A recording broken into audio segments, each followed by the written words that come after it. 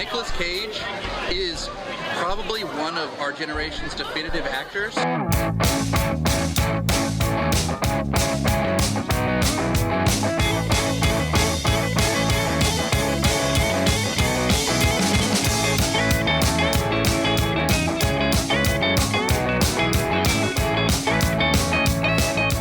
Hello and welcome to Cage Fighting. It's your main man, Andy Gillard. Hope everyone's keeping well in the world right now.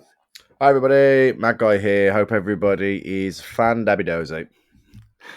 Let's find out if dogs are colourblind. Hello everyone.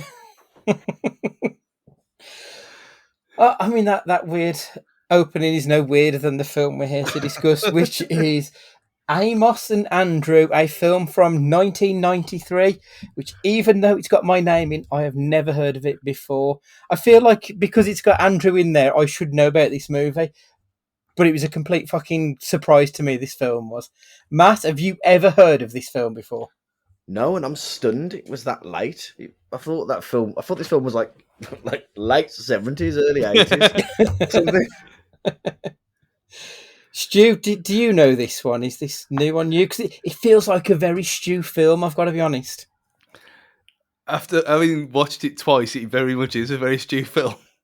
But no, I mean, basing that, I mean, thinking off the top of my head, the only one I can think of is Stuart Little, and obviously I've seen that.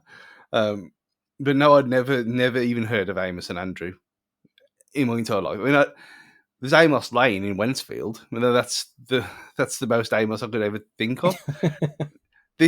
When you said that this was the title of it, I presumed it was like Matt said, like early 80s, like early Cage stuff. That it was so obscure that we'd never heard of for a reason, but not early 90s. Yeah, early 90s, at which point, like, Cage has done Vampire's Kiss, he's done Raising Arizona, he's done Moonstruck, like, he's done some big films at this point. And obviously Samuel L. Jackson is Samuel L. Jackson, for crying out loud. Like, these are known people at this point in their career, and this film has gone completely under the radar for me. I don't know what it is about the pairing of Sam Jackson and Nick Cage. It feels like they should have been in a shit ton of films together as well. Like, there's something about the craziness of both of those guys that it's kind of weird that, as far as I know, this might be the only film they've done together. It feels a bit weird to me, that. Yeah, I think as we'll discuss, I think their chemistry was pretty good in the film as well. So it just seems a shame if this is the only time that happens. Mm. The other name in this that I recognise was Brad Dourif, who is Child's Play. He's the voice of Chucky. So I was kind of looking forward to it just to see what Dourif does in this movie, to be honest. But bit of an odd one, his role in all of this. But yeah, we'll get into that as well. The director is E. Max Frye, Frye. I'd never heard of him before, and with good reason. This is his only directing credit. He's mostly known as a writer. He did Something Wild, Arena Brains, an episode of Band of Brothers, and Foxcatcher. A really fucking odd collection of movies to have written on, like a bit all over the place. IMDb describes this film as a Pulitzer Prize writer buys a cabin. The neighbours get suspicious when a stranger, quote unquote, breaks in. They see a black man and call the police, who starts shooting at him. The sheriff tries to cover up involving a white petty crook. A bad idea.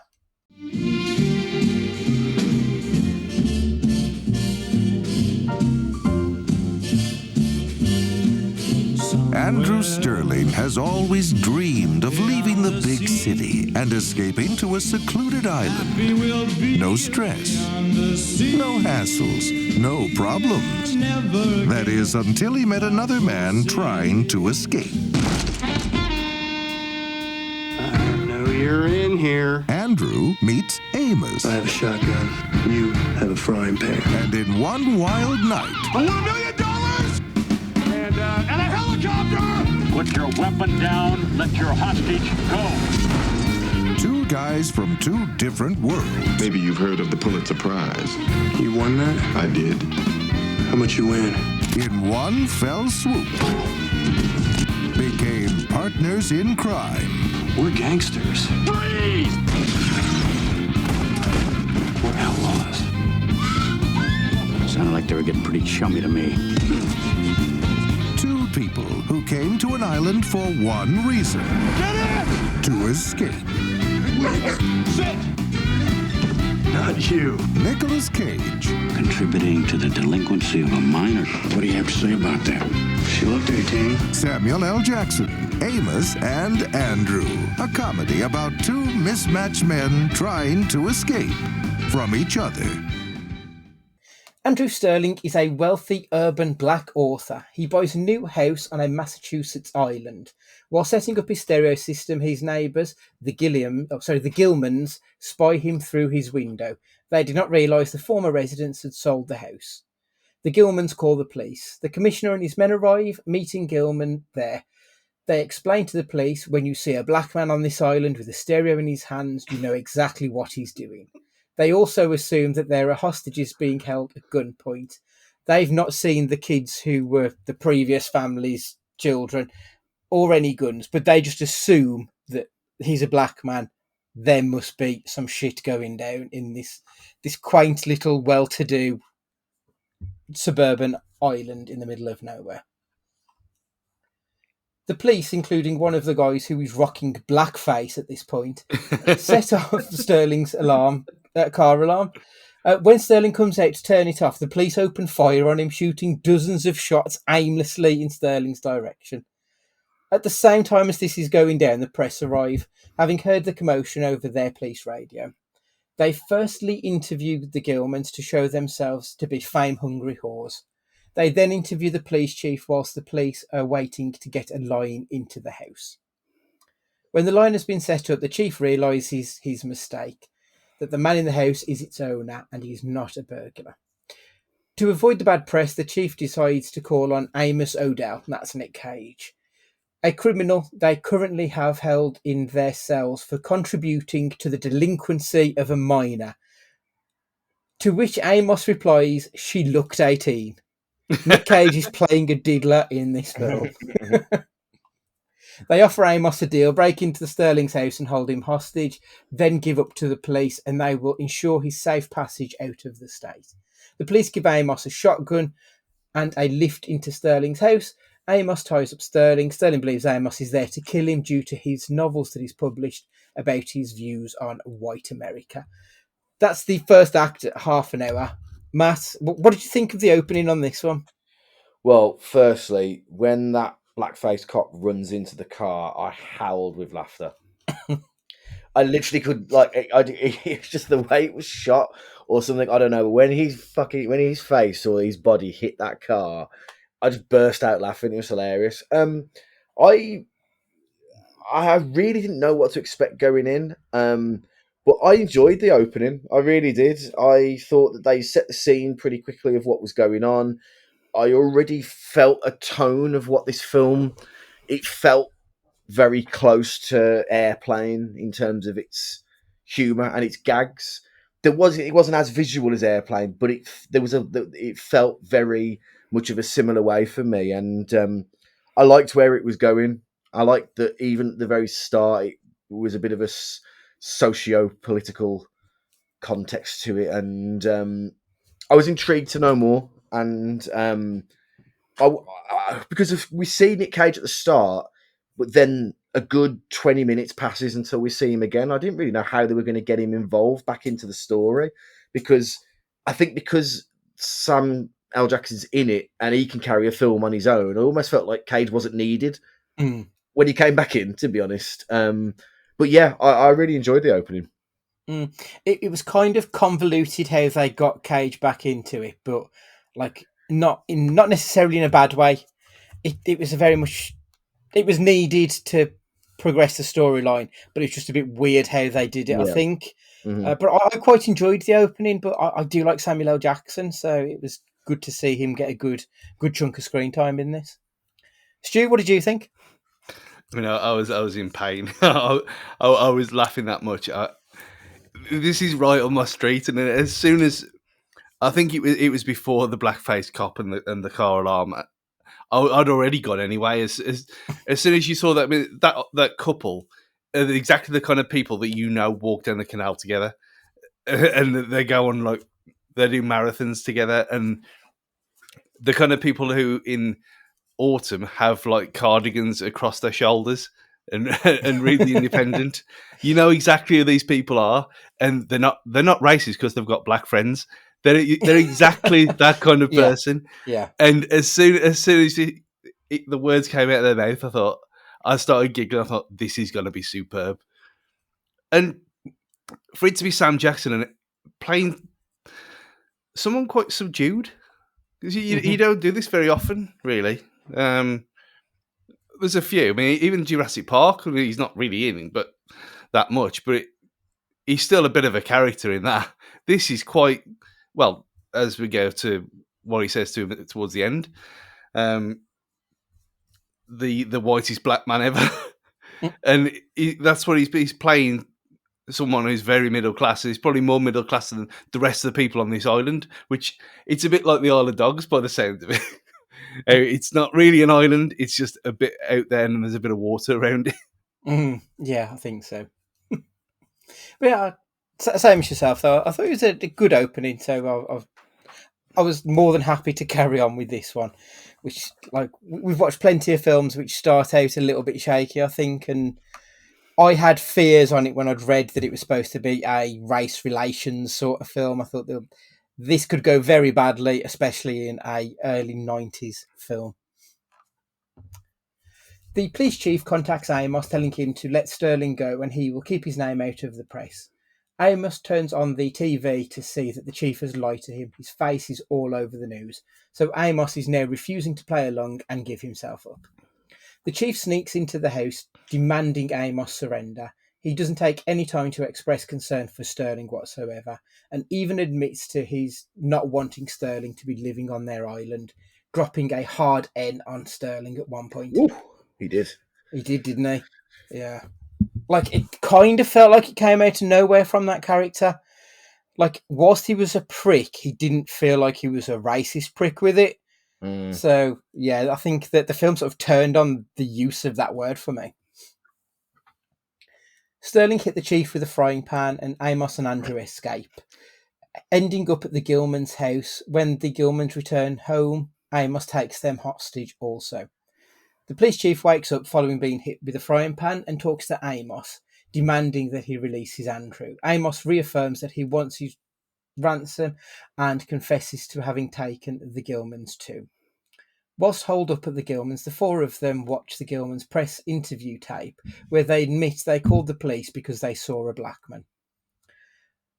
Amos had ordered a pizza, and by this point the pizza delivery girl arrives. Amos tries to bang her. She reveals that she's 17, and so he invites her to go to Canada with him. Like, he's full on diddler mode at this point. Amos gives the pizza girl the videotape where the police chief and the Gilmans admit to the whole fuck up, and tells her to give the video to the press. He's trying to get the story out. Hour and 10 minutes, second act over with. Stu, thoughts? I think you've you skipped over the part where he's opening the drawers in the bedroom, and there's that whole drawer full of dildos and sex toys, and then that kind of wherever that bondage gear was. And as I said before, these are exactly the kind of people that you know live in your town. And yeah, it just carried on. I mean, the fact that where the hard end drop, and then when he kind of says it back, and he's like, "Oh no, I was just saying that to, you know what I mean." And it's like it kind of just bats it away, and you think, "Well, no, it's not. You're not doing it just because you know what I mean. You know." You did it because you're a racist arsehole, and you've all joined in on this. I mean, you've shot someone because he tried to turn his car alarm off. So, but yeah, the whole thing with the dog as well, and it's like he doesn't like black people, and when he says, "Well, he won't like black people if you don't shake his hand," he went, "No, paw." And just stupid things like that, and it's just like Matt said, it's like very airplane, very that kind of. What are they? Romps, I suppose. Just silly films, and this carried on and on and on, and you kind of got the other side, despite being a very questionable diddler. Cage's character did seem like an okay kind of guy, just on the making some bad choices that he constantly makes. Yeah. Matt, what did you think of the middle portion?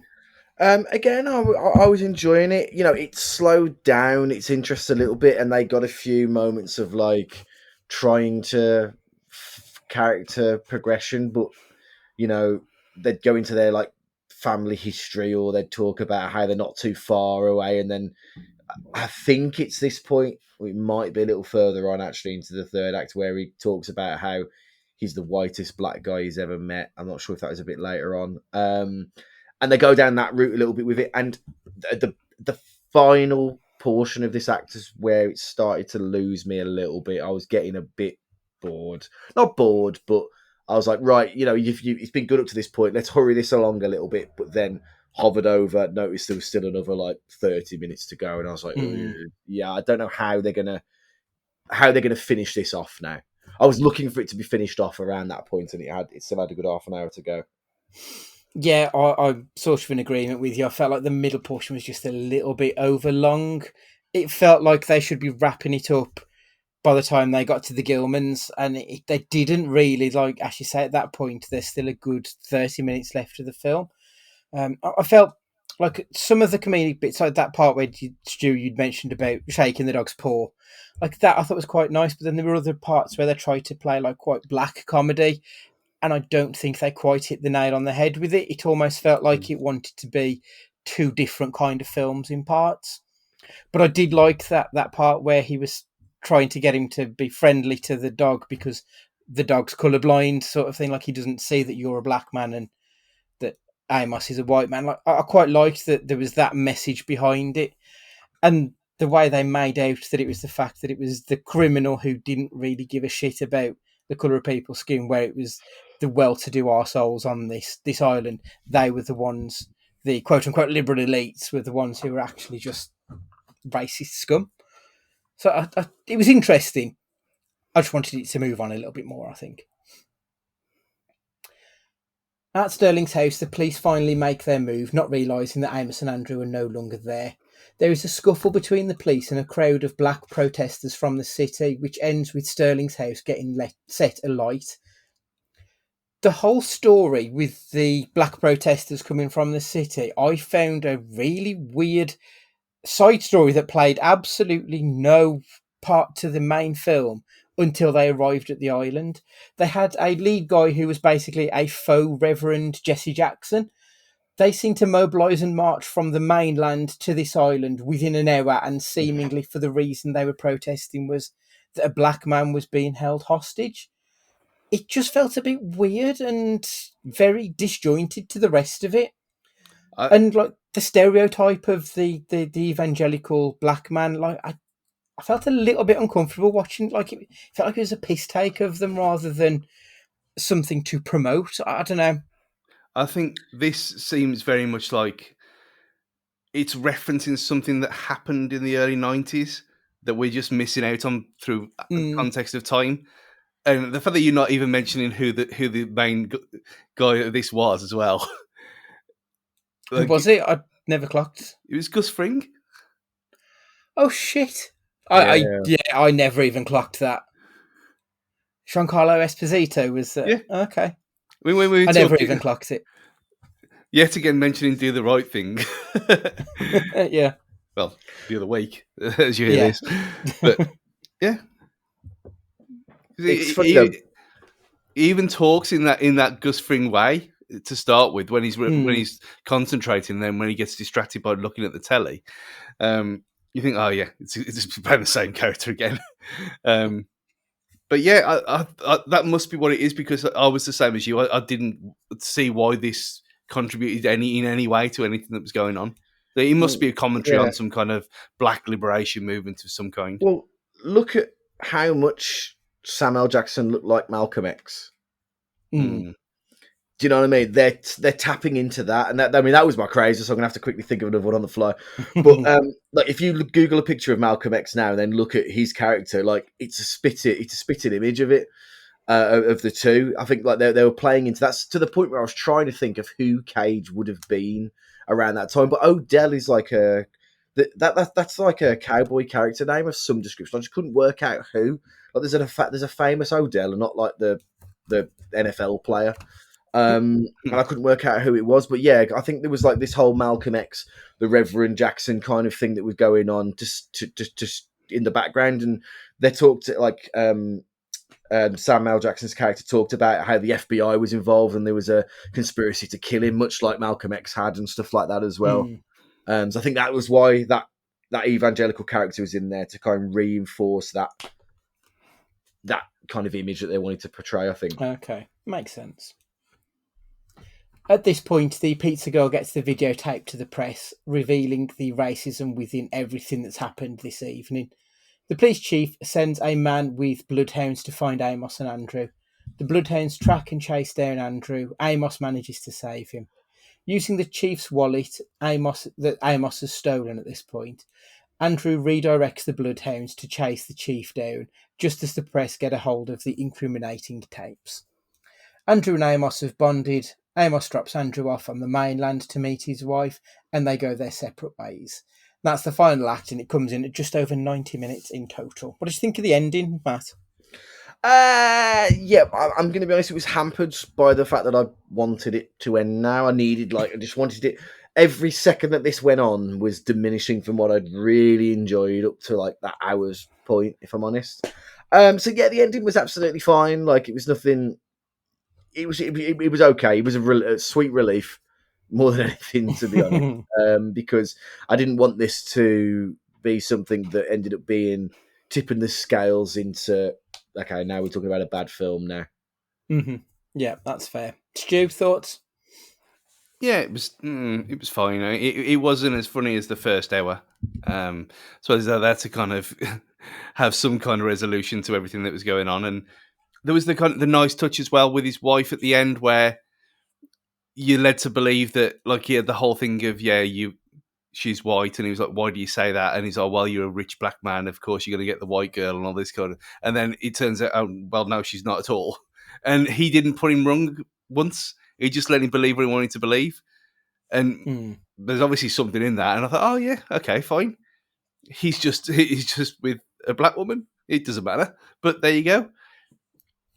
Yeah, it was that part I liked. I mean, it did seem it seemed weird to say it was a bit rushed, because it sped along for an hour until this point. But yeah, I think that was the only criticism for me, that it wasn't as funny as the first hour. But you can't have it being a complete farce, I suppose. I suppose the subject matter wouldn't lend to that, would it? I suppose. Yeah.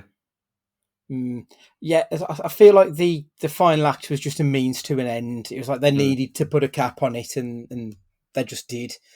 Like, the middle bit felt so long that they just needed to wrap it up, and which I think they did, like, within like 20 minutes, really. So it was what it was, really. I think that's all I can say about it. So the budget on this film was $17 million. The box office return was just under 10 million. So really, it was something of a failure, which might be why I suppose we've never heard of it before.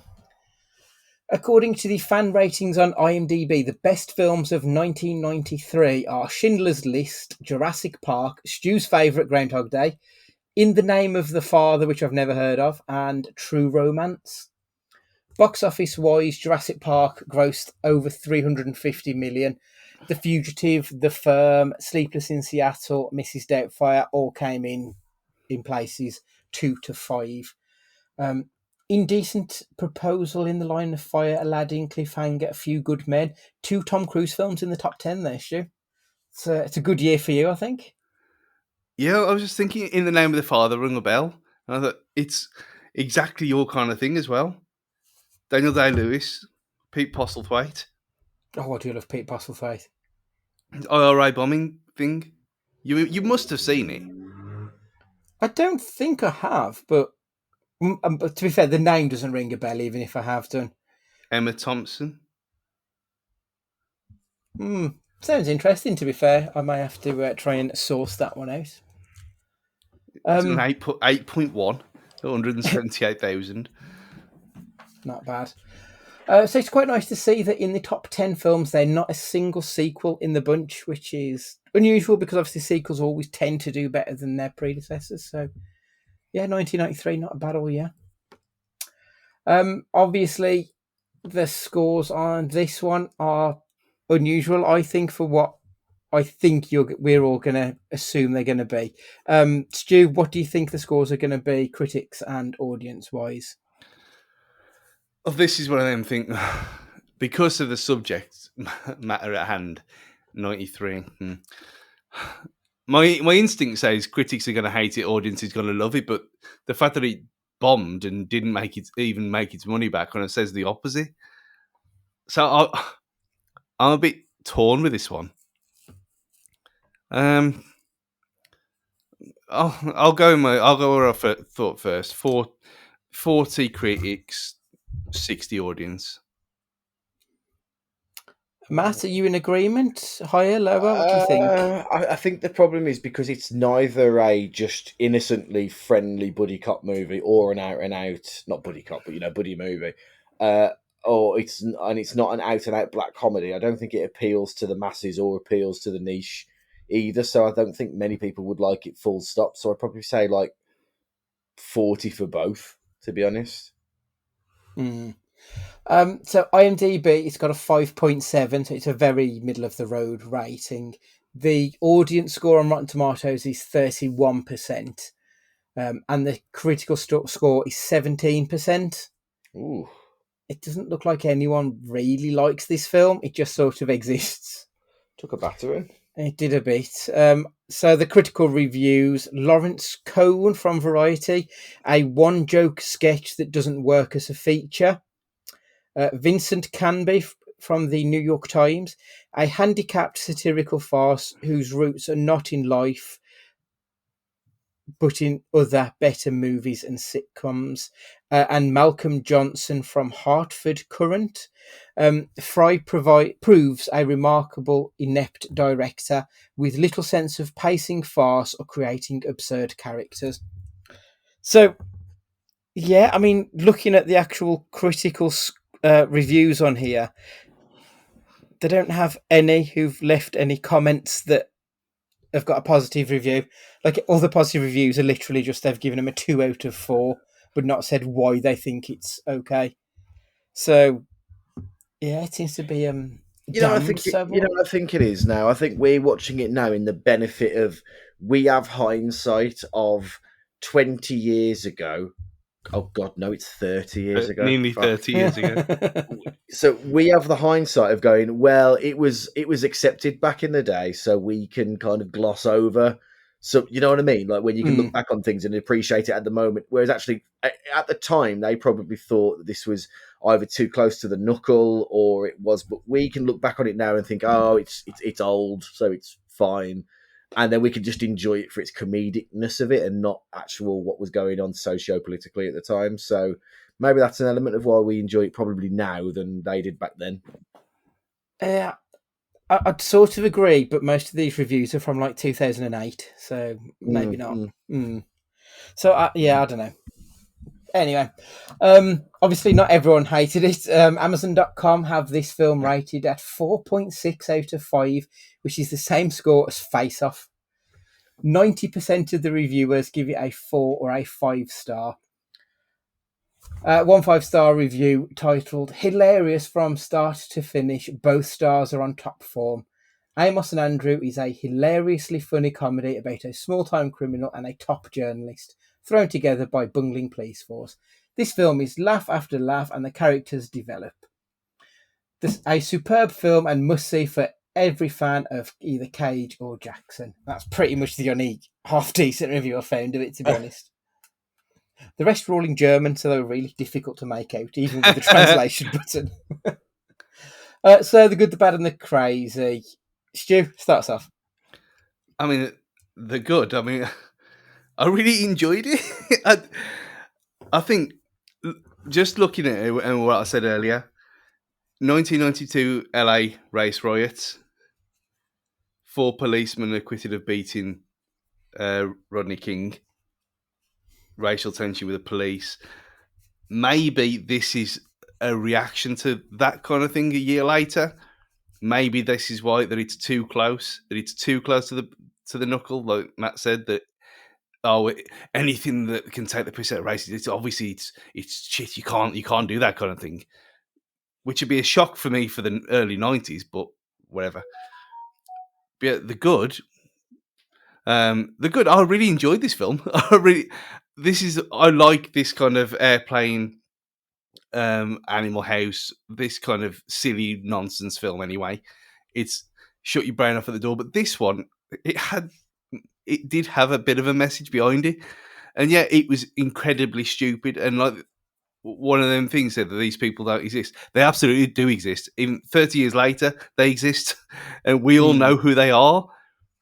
And in the last 2 years, more than anything else, with the wherever you think about George Floyd, whatever, this is probably more important now than it was then. Sickeningly, it is, which makes it, from a satire point of view, even better, because we know that police are racist. They've been proven to be racist for the last 30 odd years, and this, for a lot of the time, nails it perfectly for me. So in the hindsight, with the benefit of time, obviously they couldn't have predicted that. But I think if this came out now, it'd get a better reaction than it did then. Look, judging of what you've just said. The bad is the last half hour didn't really match up with the fun kind of tones of the first hour of it, like I said. But again, that's picking at what is a very silly film. And the fact that it was made in the 90s anyway, it's got very much, it wears 80s on its sleeve, this film. It's very kind of set in that kind of early to mid 80s kind of bubble of, like, we mentioned Fast Times on here before, that, like, and there's been referencing Stranger Things season 4 quite a lot, when no one in the entire world has talked about Fast Times at Ridgemont High, apart from me on here, in the last 2 years. But all them kind of things, them kind of films, like the John Hughes films of the 80s, this kind of feels like it should have been one of them. But it came out in 93, which is ridiculous, really, that it even got released in a time of that kind of racial tension. But fair play for the fact that it did, because I like this film. I like this film a lot. Matt, what about yourself? So my good, my bad, and my crazy are all the same. Thing, in that this is such a social commentary. It's good in that it probably at that time, to Stu's point, was as relevant then as it is now, which is good. It's good that mainstream actors are being taken part in projects that are talking about this, because sadly it's still as relevant then as it is now, or the other way around.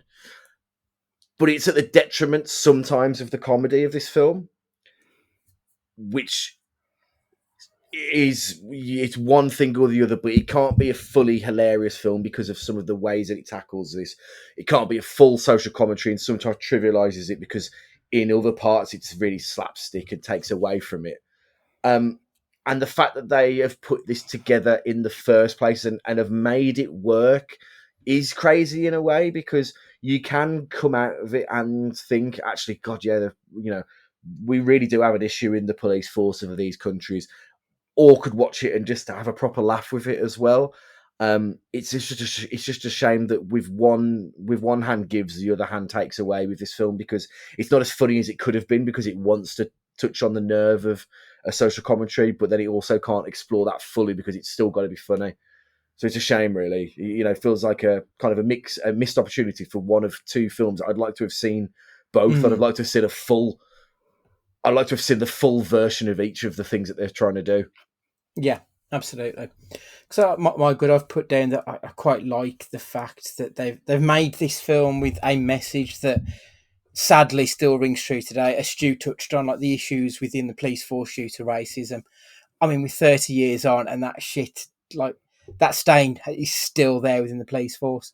And it's good that there's not just this film, but other films out there that still touch on it, that still try to make people, conscious of this, that we as a society can and do need to do better.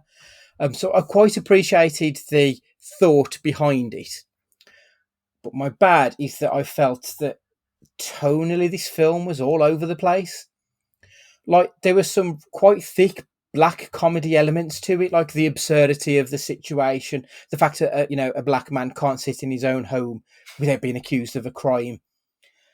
And then they threw in these slapstick moments like Brad Dourif's blackface, the S&M stuff at the Gilmans, the police chief tiptoeing around. Like it felt like it was a bit of a mess.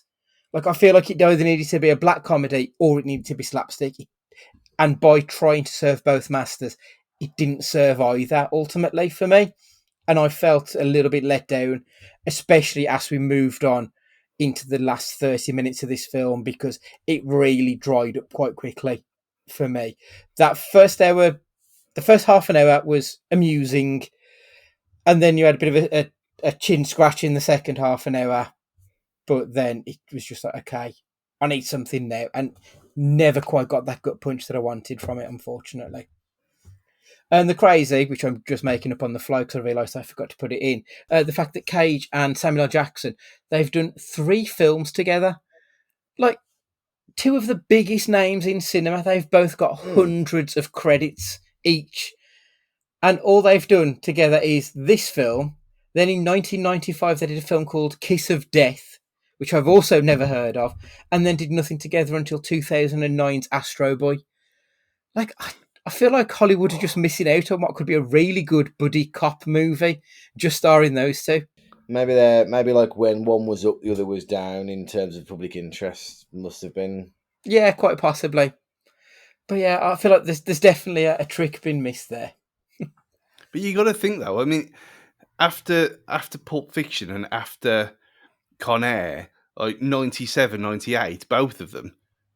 That would have been. I mean, maybe they were too expensive together. Maybe that's what it was. Could be. That's a really fair point. Yeah, they would both wanted to have been the A star, wouldn't they, in it? So maybe that is it. That is a very good point. But yeah, I want more Cage and Jackson in my life from now on. Like, if they don't make another film soon, I'm going to be really disappointed after having seen. Like, I did enjoy their work together in this. Like Matt mentioned earlier, I did think they had decent chemistry together. So yeah, I want more of that for sure. So Stu, obviously you've pinned your colours to the mast. Did you enjoy this film? Yeah, I really did enjoy it, and it was. I've watched it twice in the space of 6 weeks, so which I very rarely do for this. I mean, I wanted to watch it again just to see if it wasn't me just being slightly tipsy and being me about these things for the first time round because of because of the subject and being kind of semi-serious for a change. I thought, okay, is it just me being funny? But I know I really did enjoy it, and I did giggle along. Obviously not as much, but to an equal degree the second time round. And yeah, I really like this film. It's not going to like tickle the top 5, obviously, but it's in the top half of ones that we've watched in the last 2 years easily. Yeah, Matt, what about yourself? Yeah, pretty much spot on. Yeah, I enjoyed it. It had some good elements, not flawless by any stretch of the imagination, but as far as labours of love that we do for this podcast, it was a pleasant experience as opposed to some stinkers we've had in the past. I'm very middling on it, and mostly because it is a film of 2 halves. I felt like the first half was fine, and the second half was a bit of a slog. It was a bit tonally inconsistent for me, which made that last 45 minutes of this film feel like an hour and 45 minutes. Like it was a bit too much of a drag. So I didn't hate it, but I didn't love it either. I think, as you both said, it'll be somewhere in the middle once we've come to the very end of our Cagean quest. So based on this film and this film alone, was Nicolas Cage good or was he bad? Matt? He was good, but he wasn't the star of the show. I think Sam Jackson actually takes that gong for me. It's a yes in terms of the question, the binary question, but yeah, he had a few moments, like his delivery of the line, dogs are colourblind, was great, and a few other bits. He had some kind of, he was a very visual performance from him in his body actions in some scenes, but, he didn't blow me away either. A number of other actors could have done that, and I don't think it would have took away from the film too much. Stu, what do you think? Yeah, you could have got someone like Charlie Sheen to do this, and it would have been absolutely fine. But yeah, to do what he did. I mean, the fact that he's an admitted paedophile and you still like him as a character, it kind of says all you need to know, really. And then, he was good, but yeah, Samuel L. was better, but that's not the question. Yeah, that's for a future series of films to watch. I'd left this blank because I really don't know what I think. As you've both said, anyone could have given that performance. There was nothing particularly Cagean about this movie. And as I'd mentioned earlier, by 93, we've seen him in Raising Arizona, Vampire's Kiss, Wild at Heart. We've seen him give fucking balls to the wall mental performances. And this just felt really subdued from Cage, and not in a good way that he needed to give an underperformance to allow Jackson to shine. It just felt like he was there for the money almost. I think I'm going to give him a bad on this one, if I'm honest. I don't think there was enough there for me to really say, yeah, he was good. Not that he was terrible, but he just wasn't. It's like 51-49, as we've done before. Like, it's just on the wrong side for me. So, no. So the final question, if you enjoyed Amos and Andrew, you may also like. Stu, finish that sentence. I mean, for the kind of buddy comedy race stuff, then there's obviously Beverly Hills Cop and Lethal Weapon. That's the obvious ones to choose for that. But I think it's got more. It's got more in common with something like Police Academy than anything else. And obviously, 4 of the 7 Police Academy films are excellent, and very laugh out loud funny even now. So I'd go. If you want to laugh, go and watch Police Academy. If you want some race relations, the other 2 franchises. I mean, that's stealing like nearly 20 films, but there you go. It would have been oddly, you'd think, how the hell has he tenuously linked these? Trainspotting 2, and the reason for one scene and one scene only. If you want to talk about kind of social commentary, which I enjoyed the most about this film, there is a scene where Ewan McGregor's character's name who escapes me and Sick Boy go to a Catholic bar, or it's the other one. It's either a Protestant bar or a Catholic bar, and they're the other one. And they go in there to try and like scam them out of money. They know straight away, the locals, that they're not the right one, and they basically have to try and convince them that they do. And they do this song. They make up a song off the fly, and it's just hilarious because all the locals get dead into it, and it's massively racist. And well, not racist, it's sectarian, and it's just the way that it just shows that these people in this pub are going absolutely wild, even though like they're just talking about another religion. It's just, if you like that kind of social commentary thing, I think you'd like that scene, and therefore probably like the way that Trainspotting 2 kind of leaned in that direction. It was really fun. Excellent. I still haven't got around to Trainspotting 2. I don't know why, because I love the first one, and I love Irving Welsh's stuff. So, yeah, I've got no excuses. My answer, and bear with me on this, 4 Lions. I think it is a better, funnier, more heartfelt film about being socially aware of different races. I think 4 Lions is a better film than this that touches on similar aspects. So, yeah, that's my answer. Right, so that's another Nick Cage film in the record books. If you've seen this one or any of the other films we've ever discussed, please get in contact. And it's cagefightingpod@gmail.com on the emails, or on the socials @cagefightingpod, and that's Twitter and the Gram. Obviously, because you're listening to us now, please make sure you subscribe so that you don't miss a single episode. Thank you very much for joining us once again on our journey through Cage's back catalogue. And finally, for this week, Stu, would you like to say goodbye? Never black up in 2022. Goodbye. Matt, would you like to say goodbye?